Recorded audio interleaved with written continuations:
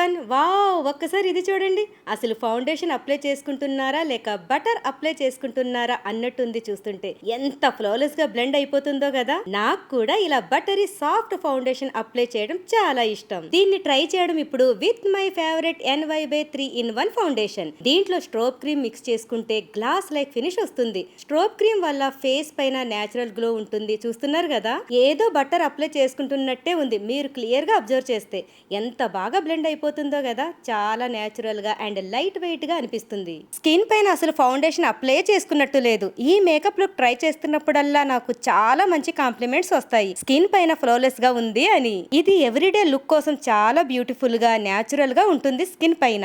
నేను ఇక్కడ next blush, Kajal ఇంకా లిప్స్టిక్ అప్లై చేస్తున్నాను ఆ ఫ్రెష్ లుక్ కోసం. హెవీ ఫౌండేషన్ లో ఇష్టం లేని వాళ్ళు ఖచ్చితంగా దీన్ని ట్రై చేయండి. ప్రొడక్ట్ డీటెయిల్స్ ని నేను ట్యాగ్డ్ ప్రొడక్ట్స్ లో మెన్షన్ చేస్తున్నాను. Check them out.